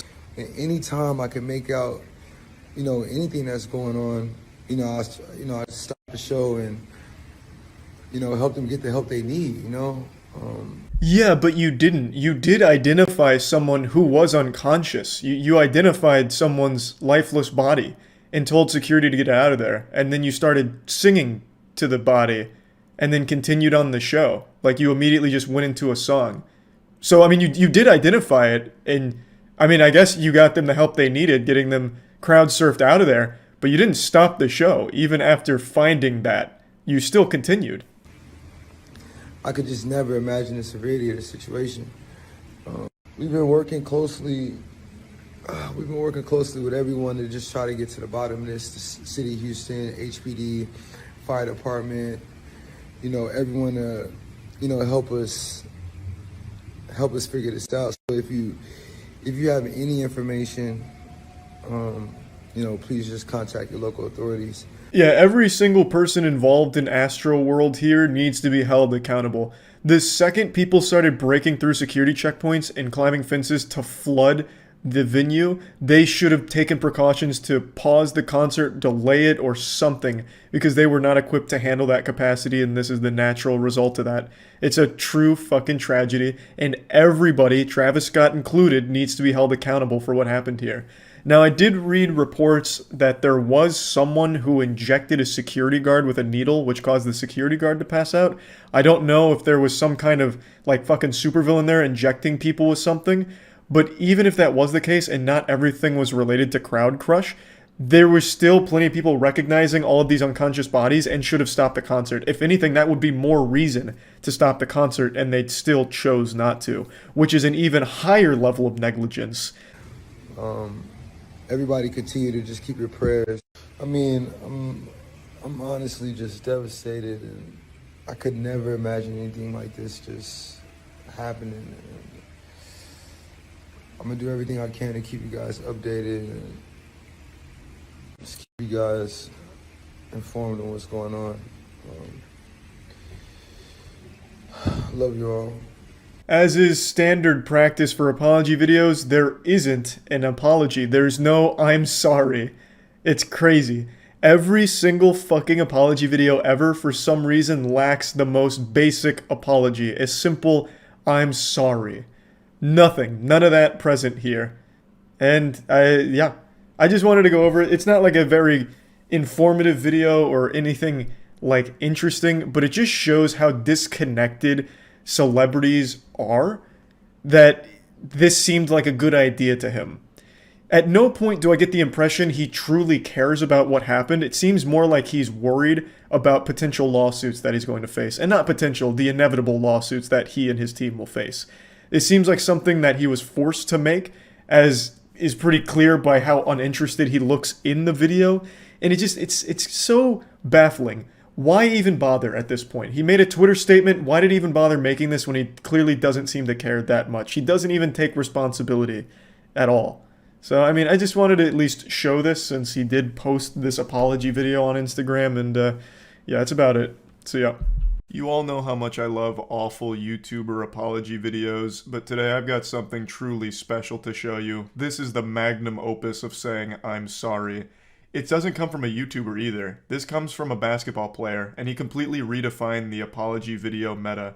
He made an entire apology documentary. I'm talking about Draymond Green. Now, I don't know how many of you are some red-blooded American, brewski boofing, patriotic sports fans, but I'm going to break down the situation for those of you that aren't and don't know what I'm referring to. Draymond Green is a professional basketball player, plays for the Warriors, and recently he was filmed in practice punching his teammate after an argument. I can't show the video because YouTube will probably age restrict it for shocking and disturbing content, which it's not. So I'll just paint the picture with words here. So Draymond Green and Jordan Poole are at practice, and then some words get exchanged between the two. I can't read their lips, and the quality looks like it's straight out of 2001 off of a goddamn Motorola Razr, so the quality's fucking abysmal. Don't know what they said to each other, but they were some not nice words being exchanged. Perhaps Jordan Poole hit him with a SpongeBob reference that he didn't appreciate, something like, "Hey pal, you just blow in from Stupid Town." Then Draymond Green gets up in his face. Jordan Poole pushes him off, and in response to that, Draymond Green fucking cranks a mean one and lets a go-go gadget extendo knuckle sandwich fly, absolutely blasting Jordan Poole. I don't think it was a full-blown knockout, but Jordan Poole did hit the ground hard. Like, he went down harder than the UPS delivery driver throwing my packages at the door. But this is where this fight started and stopped. The team separated the two of them, and the video was leaked to TMZ, and this became a huge deal in the entire sports world. Afterwards, Draymond Green did issue an apology publicly, saying he was sorry for the whole situation and how embarrassed he was by it. But clearly he wasn't embarrassed enough, because he decided to shamelessly make a documentary about this whole situation as well. The man made a full-blown, goddamn Michael Moore-style documentary on his punch of his teammate. It's so weird and goofy. I'm going to show that to you now, at least bits and pieces of it. But I also want to let you all know, if you're not familiar with Draymond Green, the guy has a reputation for being a bit of a douchebag. If you just type in Draymond Green hitting players in the nuts, you can watch full compilations of how many times he's kicked other basketball players in their ball sack. He's made a habit out of it. There's one player in particular, Steven Adams. I believe he's kicked him in his fucking jewels 3 times. 2 times in one game, if I remember correctly. So he's got a reputation for being a bit of a dirty player and a bit of an asshole. So this was just a nice cherry on top of that already pretty bad reputation. On October 5th, Draymond Green and teammate Jordan Poole got into a verbal altercation during practice. The incident ended with Draymond punching Poole in the face. Yeah, they pulled out all the stops for this one, all the bells and whistles. They got a professional voiceover here, making it sound very official, professional. And you would think most people in general would want to move on from a controversy like this. Just, apologize, put your head down and ignore it, so that way we'll hopefully go away faster. But for some reason, Draymond and the whole team that put this piece together really like to roll around in the drama of this, making it a spectacle. I don't know what they thought was a good idea about this, making a documentary to explain the punch. It's totally unnecessary. I think everyone understands what happened here. Draymond got upset and punched his teammate. It's very simple. It's like the simplest story ever told. Yet they're making it seem like a very complex issue with very many moving parts to it that we don't fully grasp, thus need a documentary to explain it to our little idiot brains here. It makes no sense to me. They're just here trying to squeeze as much milk from this controversy as possible, just grabbing it by the tit to get as much juice from the squeeze as they can. I think you're initially upset, pissed off, which is why you have the reaction you have. You don't say. The reason you punch people is because you're upset and pissed off? Fucking truly groundbreaking revelations here. My third eye is open. My mind is being expanded. Just please slow down here, Socrates. We're tackling some very profound and deep things now. You're telling me there's a correlation between being upset and punching someone? No, what? Part of the process of why did this happen? And walking yourself through why. The different things that can get you to why what took place actually took place. It's not that deep. I wasn't even there and I could tell you why this happened. Because he hurt your feelings and you lashed out, you had a little temper tantrum and punched him. It's not a confusing situation that needs like a deep explanation. The only question I'd be asking is, why didn't you aim for his nutsack like you normally do? Now that you process what just happened, now you've processed the why. Now how do you feel and what do you feel about it? What in the fuck are you even saying? Jesus Christ, you punched your teammate. That's it. I don't think after the punch you immediately went into a sensory deprivation tank to meditate on it and really dig deep into the weeds and figure out, well, why did this happen and how am I feeling about it? Like, did you go immediately and see a psychiatrist or something? Like, what are you going on about here? Jesus. Imagine Jordan Poole. You get punched and the guy who punched you makes a documentary about it. You already know Jordan Poole and the rest of the team are laughing at Draymond Green for this one. And rightfully so. The man is the protagonist of premium cringe right now. So you get at a time, you give it some time to allow people to throw their opinion out, which quite frankly, I don't care about people's opinion. Yeah, this really seems like someone who doesn't care about people's opinion. He cares so little about your opinion that he made an entire documentary whining about the situation. That's how little of a fuck he gives about what you think about him. Now please, shed some tears for this forgiveness documentary he's made. I don't spend much time, I don't really read many tweets at all. And so I was just at home chilling with my children. if you want me to be honest with you, I still don't know how much the world may think it blew up.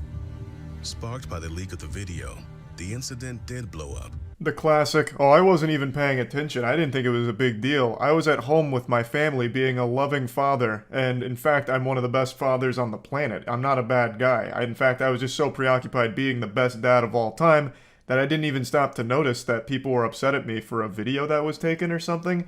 I don't even know if it was a big deal at all. I apologize to his family. For me, that is the task at hand, to rebuild trust in our locker room. I felt as a man, I felt as a leader, that I would do everything that I can to make this right. That's a clip from his public apology when this first started blowing up, and I actually thought it was fine. He said, I'm sorry to Jordan, his family, his team, and then explained how he's going to try and make things right and make things better and get trust back in the locker room. And then a week later, he makes this absolutely insane documentary about the punch. So clearly something went awry there.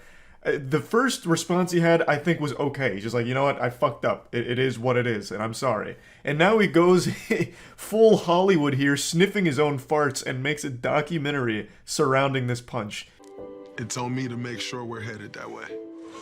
Time clarity, you know what it is, I know what it is. Continue to move forward, put it behind us. It helps. Allows you to start the process. And get back to business. That's where I go from here. That's where we go from here. Gotta love how this video is supposed to be like an explanation for why it happened and a little documentary surrounding it, but it doesn't even do that. It doesn't do the bare minimum. He just says well, why did it happen? And it's the process of understanding why it happened, but never even says why it happened. He never even explains why he did it. I mean, everyone knows why he punched him. We all get it. But this whole documentary was built around the idea of, well, here's his chance to defend himself and give his side of, what happened here and how regretful he is. But it doesn't even do that. But you want to know the best part of this documentary? It says nothing. It doesn't even make a point. It's just hey, here's Draymond Green, he punched this guy, and here's him moderately reflecting on it. And then he goes back to practice and he says it's time to get back to work and he hopes he could lead the team better now. That's it. That's the whole documentary.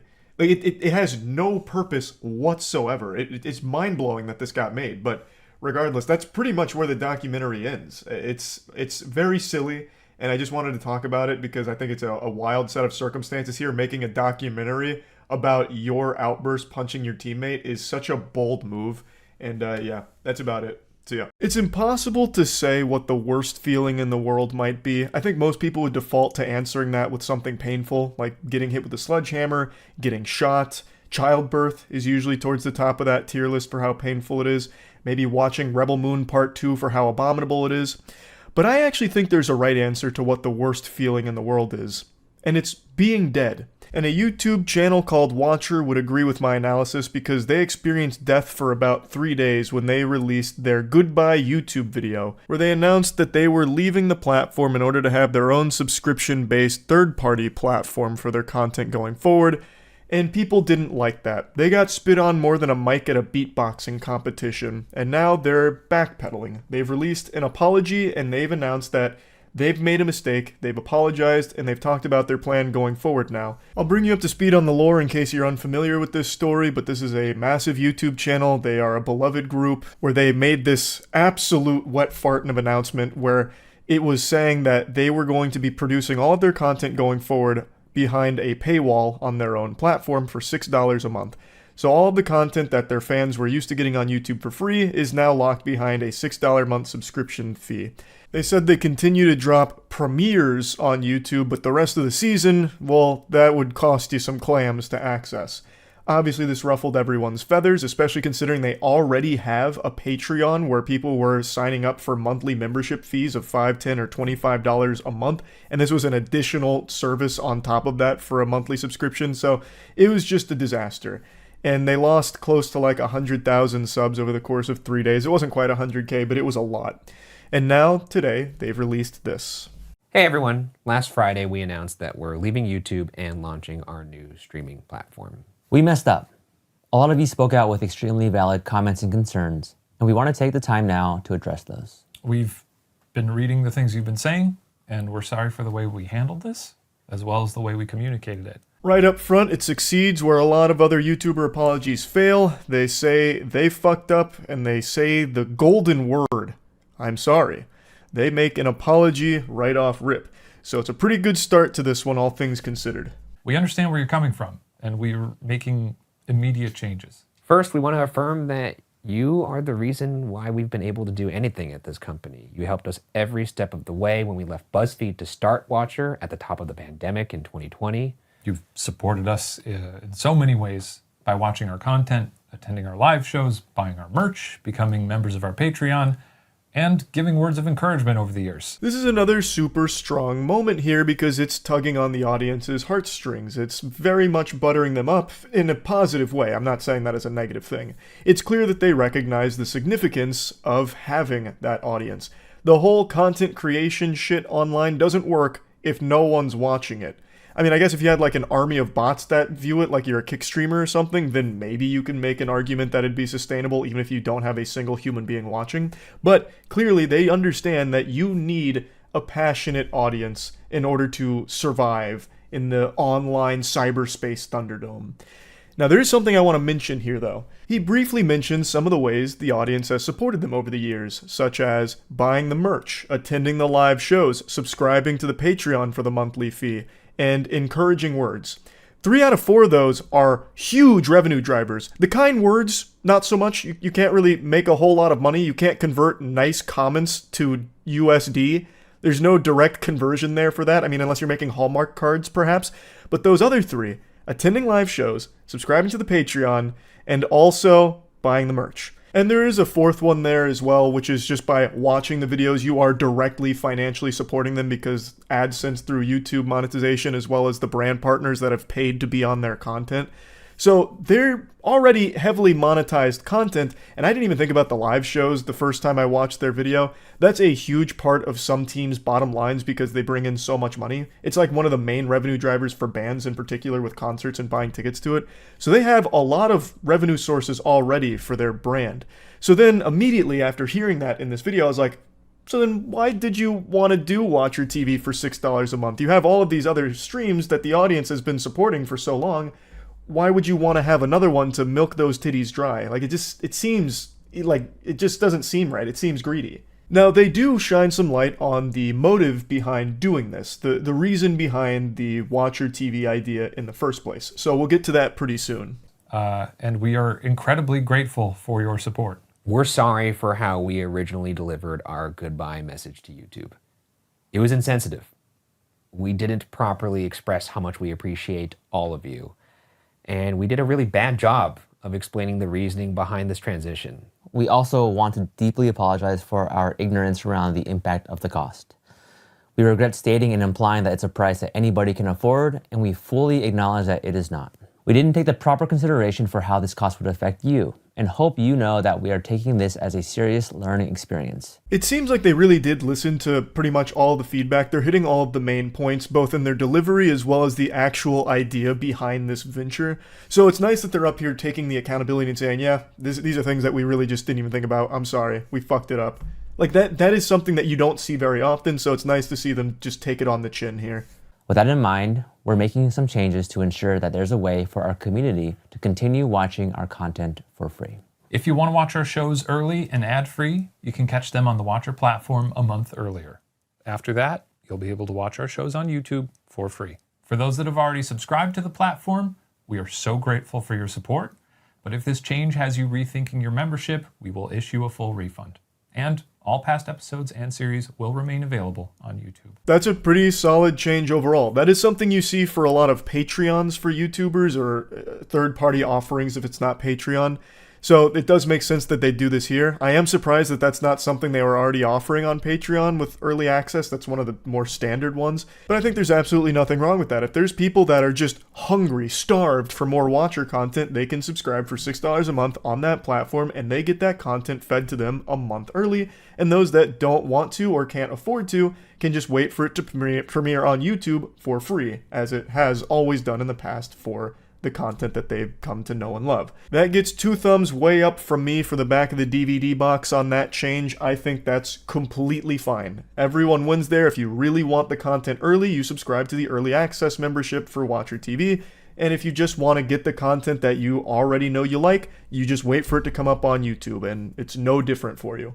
So I think that is a totally fair compromise. As for the question of why we decided to launch our own platform, when we started Watcher in 2020, we wanted to create shows that we were proud of, that we had ownership over, and that would provide you the caliber of content that we felt you deserved. However, we were finding it harder and harder to stay relevant to advertisers and the constantly changing YouTube landscape. This is where my eyebrow raised a bit, so I decided to look into their content just briefly. I didn't do like a full deep dive here, but of their last 20 videos, 12 of them have brands on them. I'm excluding their Goodbye YouTube video, but also there's one more in that batch of 20 that I think doesn't really count, and it's a teaser trailer for the mystery files that they did, so it was just a very short trailer. But 12 out of 19 full videos have sponsors in them.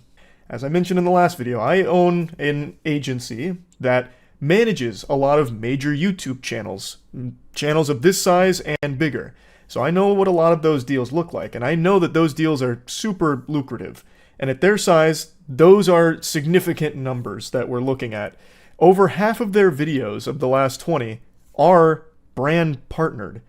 It doesn't seem like they were really struggling to get brands on their content, so I don't exactly know what he means by staying relevant to brands, especially because in this industry, brands focus mainly on your cold, hard Carfax, your metrics, your numbers, and they pull in great viewership numbers as well as a very engaged community.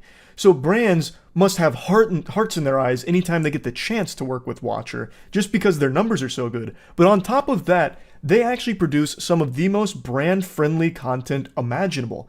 This is the type of shit brands salivate over. It's long-form, highly produced content, and the creators actually do skits for the ads. At least in all the ones I've seen. They do like a fully produced brand piece in this content. So the audience actually enjoys watching these ads. That is a match made in heaven for sponsors. So I was very confused on what he meant by staying relevant to brands. And then the second thing about, staying relevant in like the ever-changing YouTube ecosystem, that's a totally understandable one. I get that. The YouTube ecosystem is 100% like this boogeyman that no one fully understands. But it doesn't really make sense to me. We found it harder and harder to compete in the ever-changing YouTube landscape, so we abandoned it. We waved the white flag and said we're defeated, so we created our own platform with blackjack and hookers. That's a Futurama reference. I'm not saying that's what Watcher TV is. But the point is, why would you go from this is a lot going on YouTube and it's changing to, all right, guess we got to leave it now and then charge people for access? That just doesn't really compute to me because you kill your brand, obviously, which I think they've recognized now from all the feedback. It's very hard to get people to subscribe to $6 a month content on a third-party platform they don't know, as opposed to just showing them some free YouTube videos. You built your brand very successfully on YouTube, and you were still only growing from everything I can tell. So why would you abandon it at the height of your growth, right? Like that, I don't know, that reason doesn't really make a ton of sense to me, but I understand being like afraid about, long-term sustainability with how frequently YouTube is changing. I do get that. But I feel like the natural progression there would be like, okay, so how can we stay competitive on YouTube? As opposed to, okay, how the fuck can we get out of here? We faced some incredibly challenging decisions. We didn't want to compromise our content to ensure they met advertising requirements. And we definitely did not want to lay people off that have brought Watcher to life behind the scenes. And we didn't want to bring Watcher to a close, which would have happened if we stayed solely on YouTube. That's why we decided to launch the platform, so that we as a company could continue, we could pay our staff fairly, and not only continue to make great content for you, but expand with new shows, new voices, all ad-free. And now with the addition of accessible options, this is a decision that we all believe is the best for Watcher. All those reasons he lists are perfectly reasonable. You don't want to lay off your staff, great. You want to pay them fair, great. Like all of these, they check mark the boxes of good shit. I support that. But I don't understand why your only option was to leave YouTube and charge $6 a month to your audience that's already paying for more merch, live shows, and Patreon, At least a large number of them are. They have over 13.4 thousand Patreon members right now. From all of this controversy, their Patreon has actually flourished more than it ever has from what I can see. So why would you want to take even more money out of their piggy banks here? The strategy would be to keep growing on YouTube so you can continue to monetize, you can charge higher rates to the brands that you work with, that I imagine you will continue to work with. And also, more views means more AdSense money. And like I said, this channel is so advertiser friendly. It's exactly what brands and YouTube themselves want, long form, high quality content. Their RPM is probably super fucking high. So the more they would grow on YouTube, the more money they would stand to make. They would easily be able to expand, I would think, without charging $6 a month for their initial idea of paywalling the content that they were used to giving for free. I do like their new model of pay $6 a month for early access, but I still do find it unnecessary. I feel like the only reason that's there is because they can't fully walk back that now. They can't just get rid of that because people have already paid for it, so they need to offer something to those people that have already signed up. But I don't think it's a necessary thing for the survival of their brand. I really don't. Like I said, I know what these brands pay to be on the content. So just their sponsorships, I know they're bringing in 6 figures from these sponsorships. Easy. And their Patreon, you can start crunching the numbers. 13.4 thousand Patreons at $5 minimum up to $25. Like, come on. That's a lot per month. Plus their merch. Their merch is pretty pricey, and people are clearly buying their merch. It seems to sell out quite a bit. That's a lot too. Live show tickets, when those come around, that's a pretty big influx. Their AdSense popping off. Like, they have so many revenue streams. I don't know how they can possibly be at this point where they need to find more ways of taking money from their audience in order to survive. That just doesn't really make a lot of sense to me unless there's some really odd mismanagement going on behind the scenes here. The videos they make aren't cheap, but I am confident that they're not costing them $500,000 per video or something outlandish like that. I know that's not the case. So how can you possibly be at this point where we had to find a new subscription for people to pay for in order to keep Watcher alive? I just don't get that. However, we realized that in figuring out the logistics of what this might take, we overlooked the way it would impact all of you. We hope you'll be patient with us through these mistakes, and we remain incredibly sorry that they were made in the first place. We also want to directly address our Patreon community, who have played such a key role in supporting us from the very beginning. All current Patreon members will receive a free subscription code to the platform. If you already purchased a subscription, please contact us and we will issue you a full refund. We look forward to continuing to make shows and introducing all the incredible things that we've got planned for the platform alongside YouTube. And in the meantime, we are forever grateful to all of the people who make up our community. And we hope that you consider joining us in this next chapter of our journey, whether that's on YouTube or on the platform. Thank you. Thank you. Thanks, everybody. Overall, this is a good apology video, I feel. They say I'm sorry multiple times, they admit their faults, they try and explain why things were the way that they are and how they missed the mark. Like, they take a lot of it and seem to understand it from a place of genuine authenticity, which is great. I still, however, don't understand why it reached that point to begin with. I don't see how a channel of their size and their success with all of the revenue streams that they currently offer could possibly be struggling financially. I don't understand. I don't.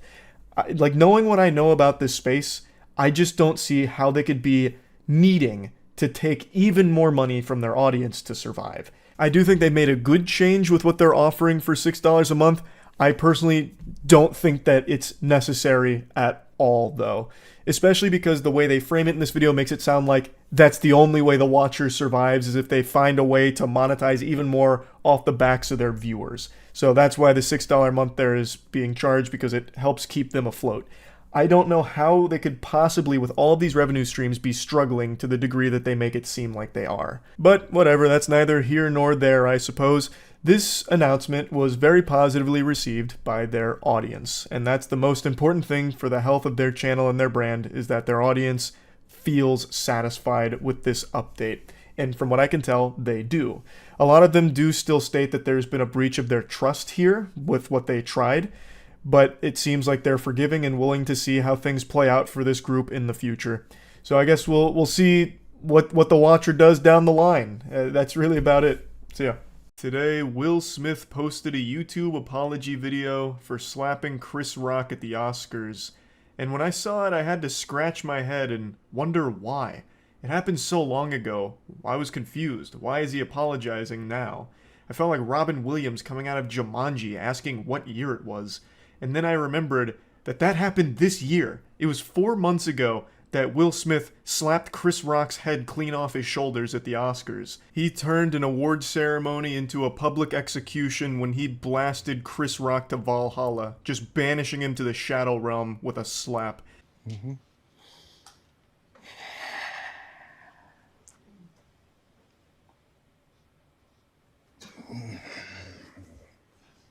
Oh baby, that's right. He starts this with the most generic YouTuber apology intro imaginable. A slow walk into a big sigh right before getting into the actual apology. Textbook. He's clearly been trained by some of the YouTuber apology greats like Logan Paul, Laura Lee, Tati. I mean, this is perfection here. Every box of YouTuber apology cliche gets ticked immediately except for one. He didn't bring his dog into it. A lot of YouTubers like to bring in an animal in order to, deflect some of the criticism with cuteness with the animal. Will Smith, unfortunately, must have forgot that prop this time around, but everything else he nails. Why didn't you apologize to Chris in your acceptance speech? I was fogged out by that point. It's all fuzzy. So the main thing he's doing in the apology video here is answering questions that people have asked over the last 4 months. And again, I have to wonder why even bother. It's been 4 months on internet time. That's basically ancient history. Like, that's back there with like Y2K now. Most people have moved on and forgotten about it. So it's a little weird to be this tardy to the party with addressing these things.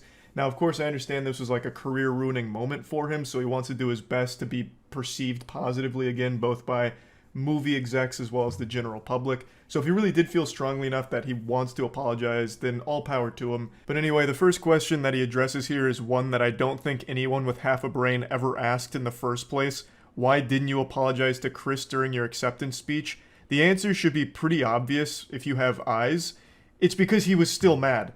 He was still fuming. Of course he wasn't going to apologize for it. Literally 15 minutes before he accepted that award, he had just charged the stage like The Undertaker during WrestleMania going into the ring and clobbered Chris. So of course he's not going to immediately like fold and be like, man, sorry Chris, that was out of line. He was still upset. That's why he didn't apologize. I don't really understand his excuse of I was still, in a fog. It was all still fuzzy. Like in the moment that makes sense, but over the last 4 months, what, you've just been in a perpetual fog? You've been in like the upside down or something? Like, what do you mean? You've had 4 months if you wanted to publicly apologize to Chris and you didn't. And even to be fair here, you still don't. He says I'm sorry to a lot of people, but the one person he doesn't say the words I'm sorry to is Chris. I've reached out to Chris, and the message that came back is that he's not ready to talk, and when he is, he will reach out. So I will say to you, Chris, I apologize to you. My behavior was unacceptable, and I'm here whenever you're ready to talk. That almost sounds like a trap, like, hey, I'm here whenever you're ready to talk. And it turns out Will's been training for the last 4 months with slap boxing, so he's been like slapping brick walls until they collapse, so he's ready to really get him with like a double whammy, get him with that encore performance. There's a big difference between saying, I apologize to you, and I'm sorry. I don't think people really understand the value of just saying, I'm sorry. I think it's the most important thing to say during an apology, which he does say later on to other people, but never Chris. To Chris, he just says, I apologize, and the action was unacceptable. Which is, that's good, that's definitely a start, but I really think you needed that cherry on top here of an I'm sorry. This is also just one of those things that should have been handled privately. I'm sure there were plenty of ways in the pipeline to let Chris know that you were genuinely remorseful for what happened, but I understand why he thought this was a good idea. I'm going to make a video coming forward, publicly apologizing and owning up to my mistakes, letting people see how horrible I feel and what I'm doing to change and be better. The thought process makes sense. You know, let people see a vulnerable side of you and let them know that you made a mistake and you know that.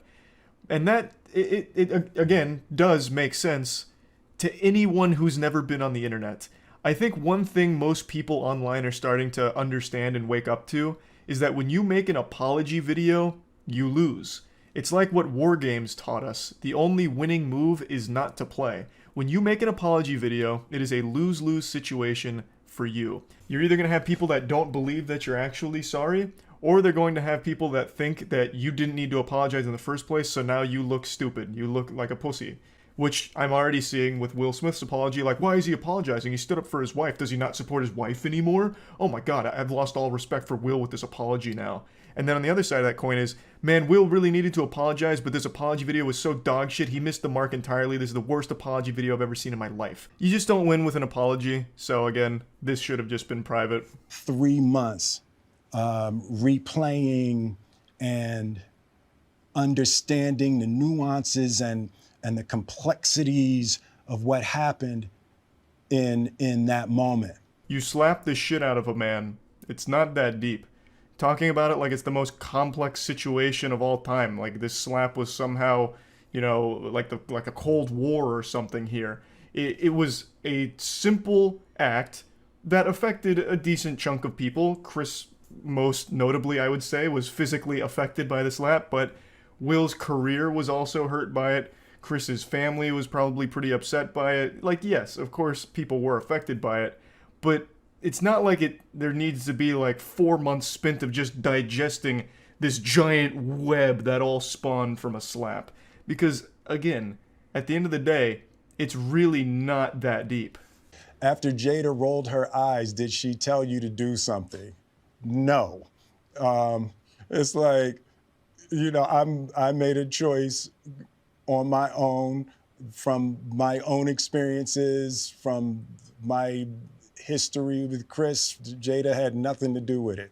Jada was behind the camera with a teleprompter and a gun, making sure this question was addressed properly. Of course, I'm kidding. You know, Jada just has very odd moments publicly with Will that I think are very tasteless in the things she says to and about Will. And it's the reason why a lot of people felt like she may have contributed to this overreaction from Will.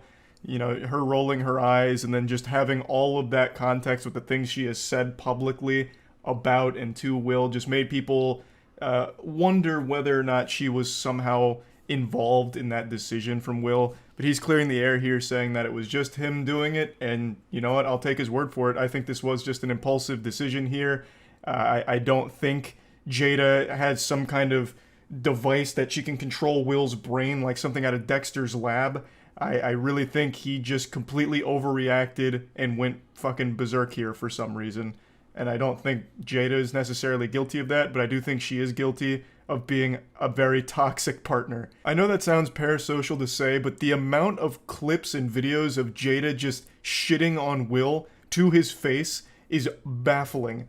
Like the time where she was just talking about cheating right to him and how much she like enjoyed it or whatever during their red table talk. Oh my god, it's so hard to sit through. As Will's like in tears about it and she's just joking. Oh man, it's fucking brutal. And so now Will looks like a cuck. I mean, I'm just not a big Jada fan. I'll say it. I don't think she's that nice. What would you say to the people who looked up to you before the slap, or people who expressed that you let them down? Let me just stop you right there. You don't have to apologize to me. I found this whole thing to be highly entertaining. I thought this was extremely goofy, and no one seriously got injured or anything like that.